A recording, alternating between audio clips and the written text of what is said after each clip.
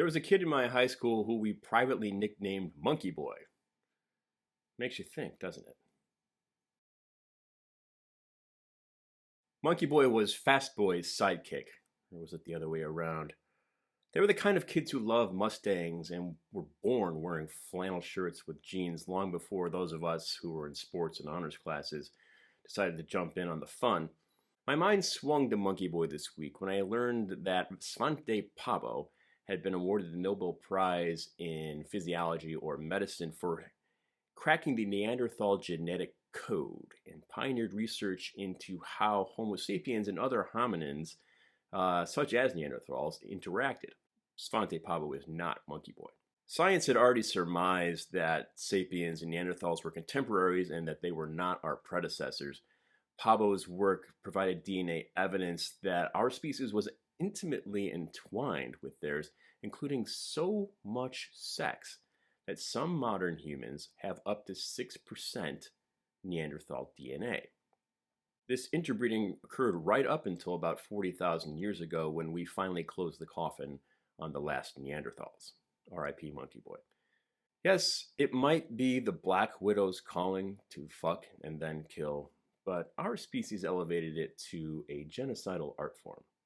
Pabo's work brings about discussion about whether, had the Neanderthals survived, they would have been subjected to similar or worse racism than some of their human peers. And it also pollutes this bifurcated categorization that there's just humans and animals. Where would they have fit in that structure? The ability of Homo sapiens to coexist peacefully with others has never been called into question. We simply cannot. Though I'm sure right up to the end, many Neanderthals were thinking, they're not going to kill us all, right? Actually, you know what Neanderthals were thinking? Duh! Where is this going? I was wondering if Neanderthals had or liked music. The odds are they didn't. Sapiens are exceptional in our relationship with music. Studies have documented that some birds can recognize repeated melodies. However, that ability vanishes when the pitch of a song or a melody changes. Let's say you played them Sweet Child of Mine in the recorded D flat version. If you were to change that pitch to the key of A, the birds wouldn't recognize it anymore. Monkeys and primates have shown recognition of some rhythms as well as preferring some styles, mainly geographical, of music over others. They seem to prefer Indian music over Western European symphonies, for example. Though in general, monkeys and primates prefer silence to music. And while they may dance or gesticulate to some rhythms, they've shown the same habits when hearing other random rhythmic patterns, such as raindrops falling. This episode of Ess-Fo, we'll be listening to Druids, who are from Iowa and can probably hook you up with some toppling Goliath. We'll also visit with Bre Kennedy, whose thick skin is built on layers of scar tissue. But first, Child Seat and the addictive, pulsating Fever Dream. Now I'm left wondering when I turn on the wrong street. Ess-Fo has given you many things over the course of the past year, but I think this is the first time I have reviewed a debut single. It's kind of exciting, isn't it? Should do this like the British press, like NME. This song will change your life. I don't know if Child Seat will change your life, but odds are reasonable that it will improve your outlook, make it more palatable in the short term. In short, the song's a party, and it wastes no time. Right away, it pulls you off the couch like it's Madonna, and I can't think of the actor's name, but I do know the character's name was Loudon. How do I remember that? The cat's name was Murray, wasn't it? Fever Dream, how to say this? If Haim stole it, you'd never know it wasn't theirs. It has that energy, that hair down, socks up, lips out, fish face. Check it out.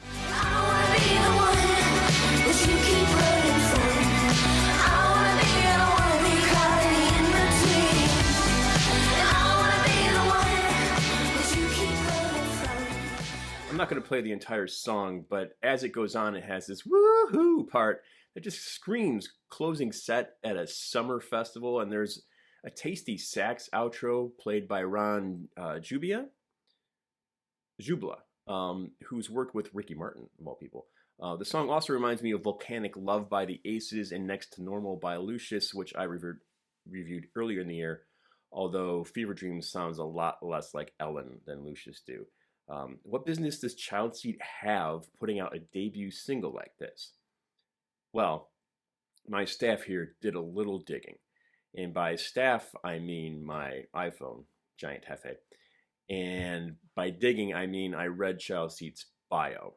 The duo consists of Madeline Matthews, who has been recording as Maud since 2016, and Josiah Mazacki. Good Italiano name there with actually sounds Polish, doesn't it? Mazacki.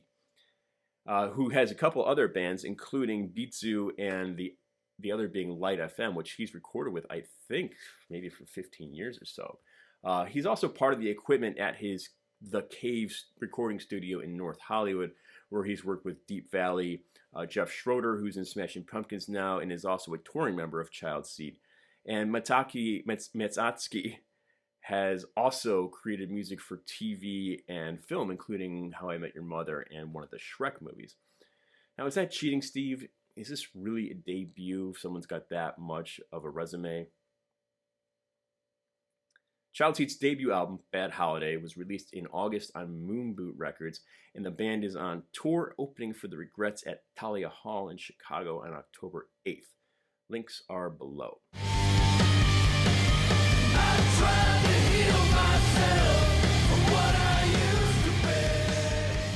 I had a good friend and coworker who was from Iowa and really into metal and even started a metal night at a bar in Rogers Park. So I'm aware that there is hard rock and metal in Iowa.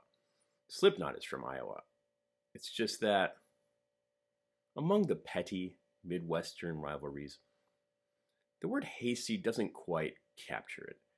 From a Chicago perspective, Iowans are just kind of cute. Look at those simple people. How nice. I remember reading about a surge of white supremacy in Iowa during the 2020 election cycle and immediately imagined a Klansman with eyeglasses over his hood and a fanny pack, his wife handing him his lunch as he goes off to a meeting and reminds him to raise his hand before he speaks. Minnesotans are less generous. They think Iowans are playing stupid. There's too many Scandinavian blondes in Minnesota, so they don't have blonde jokes. They have Iowa jokes. So when I saw that Druids are from Iowa, it didn't add up. They don't sound like they're from Iowa. Because the song Hide is dynamic. It's sleek, it's tense, it's a meeting of Queens of the Stone Age and Les Savy Fav. It initially gives the feeling that it would just like to keep its head down and do the rocking. But there's a rebellion within the song that makes all the difference. When the second verse signals its intent to lead into the chorus, the guitars break rank and pounded a droning open string as if registering a protest. Check it out.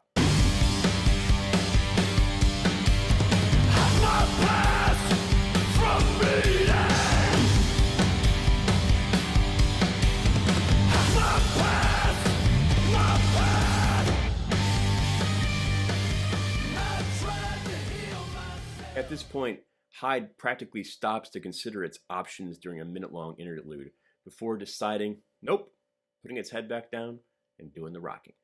Not many bands would think to put something like that in their song. It's almost like something that would be worked in on tour, after a song's been through the ringer for a while, the band has played it, is really familiar with it. Maybe that's how it did happen to them. I don't know. I'm from Illinois. Druids has been around since 2008 and released Shadow Work this past June on Pelagic Records. I'm not sure if I pronounced that correctly. Where is Mazacki when you need him? They have a handful of shows coming up in the coming months in Lincoln, Nebraska, Des Moines, and Lawrence, Kansas. Links are below. When my first love called to tell me I'm the whore that got away. Well, guess what, baby? Barely cut the It might bait. surprise you to know that I have written songs. I recorded a grand total of one of them. My niece was going through chemo, and so I wrote a rousing anthem and had all her uncles come sing backup on it. I only had enough creativity to muster a single arrangement. It wouldn't occur to me to tinker with it. Even now, if someone were to ask me for a remix, I'd freeze. What if the song breaks? So I should note that Bre Kennedy's Thick Skin comes in 2 flavors. The original was released last year on her album Note to Self. It starts with a peppy drum beat, 2 bass notes per measure played on an acoustic guitar, her voice, and some ambient space filler. From a distance, it recalls maybe early Sheryl Crow. However, this past spring, she re-released it in an arrangement that removes the drums and leans heavily on an acoustic guitar. I'm curious which version came first because the song sounds a lot more at home in this one. I don't want to assume that everything Kennedy writes is strummy on an acoustic guitar, but I'm a strummy guitarist. Are you? Are you strummy? The lyrics are about someone who has suffered a horrible amount of abuse, and her abuser still has her phone number, but the narrator responds that they've grown such a thick skin that they aren't affected anymore.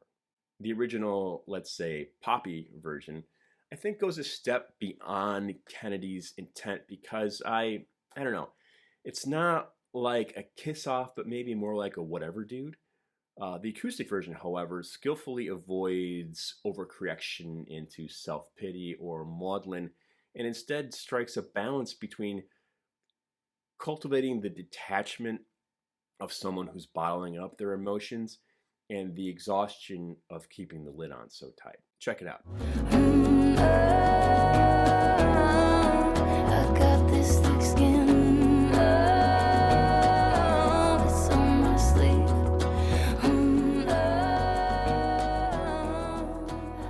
It sounds like thinking, like driving while it's raining and the radio's off. The breathy harmonies underscore this idea of being more tired than tough. I'm glad she didn't add a disco beat and a bass drop. Thick skin, chopped and screwed version. No.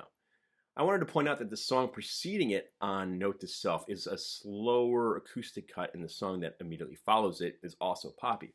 So what may have happened here was they were sequencing the album and wanted to change the arrangement to help the album flow. Sometimes songs are sacrificed for the greater good. After releasing the acoustic version as a single, it reappeared on an acoustic EP several Note to Self recordings, or reversions, who knows. The Note to Self acoustic EP was released by Network Recordings this past April. The Ribbon single is her most recent release, and the video is up on YouTube now. The links are below. Thanks for stopping by. Like, subscribe, comment, share, rage tweet. The podcast version may sooner become a reality of Ess-Fo. I don't know who'd want to listen instead of just staring at this for 10 minutes. But the world's a crazy place. They ought to sell tickets. Thanks. See ya. This song's changed your life, isn't it? Next on Radio 4, this song will change your life. Giving me birthdays. This song's changed my life. I got ahead of the queue. It's a panic attack now, didn't I?